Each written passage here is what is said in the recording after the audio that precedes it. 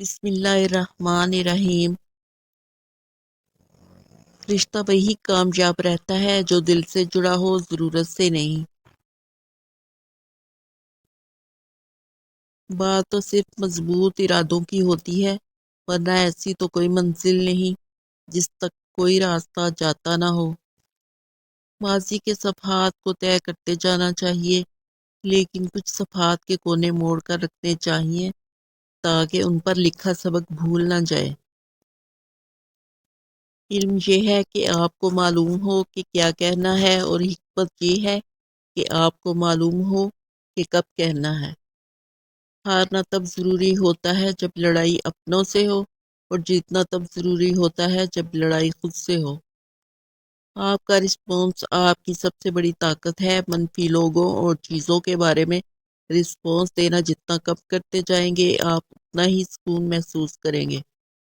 سبھی کچھ ایک انسان کو نہیں دیا جاتا، کسی کو آواز دی جاتی ہے، کسی کو شکل، کسی کو دولت اور طاقت، کسی کو عقل اور دانش، اور بہت کم لوگوں کو احساس کی دولت سے نوازا جاتا ہے۔ اپنے ذہنی سکون کے لیے 3 چیزیں مختصر رکھیں: لوگ، الفاظ، توقعات۔ کچھ قرض ایسے بھی ہوتے ہیں جو چاہنے کے باوجود بھی چکائے نہیں جا سکتے۔ لفظوں کے بھی ذائقے ہوتے ہیں، بولنے سے پہلے چکھ لیا کریں۔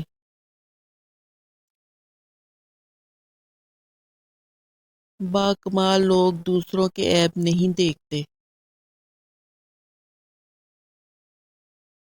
جب کسی کمزور پر احسان کرو تو پھر اس کے شر سے بھی بچو۔ انسان کو زندگی میں ایسی ٹھوکر بھی لگتی ہے جو گرانے کی بجائے اٹھا دیتی ہے۔ زندگی میں کی گئی غلطیاں آپ کو سوچنا، سمجھنا اور بولنا سکھا دیتی ہیں۔ جب آپ کسی کے راستے میں روشنی کرتے ہیں تو آپ کا اپنا راستہ بھی روشن ہو جاتا ہے۔ اگر آپ خوش رہنا چاہتے ہیں تو کم بات کریں اور بہت کچھ نظر انداز کریں۔ مصیبت کی جڑ کی بنیاد انسان کی گفتگو ہے۔ حضرت علی رضی اللہ تعالیٰ عنہ: زیادہ سوچنا انسان کو ختم کر دیتا ہے، بس دعا کرو اور رب پر چھوڑ دو۔ عاجزی میں کامیابی، تکبر میں ناکامی، سچ میں خوشی، جھوٹ میں پریشانی، صبر میں برکت، غصے میں پریشانی، گناہ میں بیماری، اور استغفار میں شفا ہے۔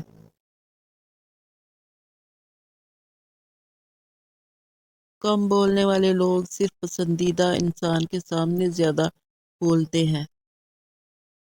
اگر آپ کے پاس دوسروں کو دینے کے لیے کچھ نہیں ہے تو مہربان الفاظ، مخلصانہ مسکراہٹ کے ساتھ خیرات کریں اور لوگوں کے ساتھ حسن سلوک سے پیش آئیں۔ معاشرے کے بدترین لوگ وہ ہیں جو کمزور کی غلطی پر شور مچاتے ہیں اور طاقتور کی غلطی پر مجرمانہ خاموشی اختیار کرتے ہیں۔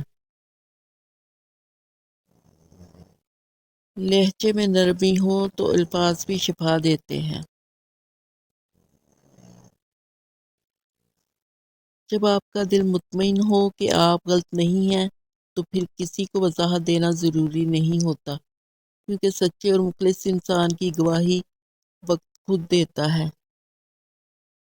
خوبصورت نیتوں کے درخت پھل ضرور پاتے ہیں۔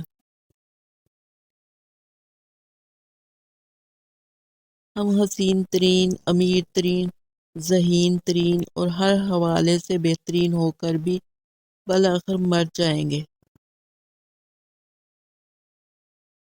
کسی کے بارے میں غلط گمان نہ کریں، کیونکہ آپ اس کی زندگی کی الجھنوں سے واقف نہیں ہوتے۔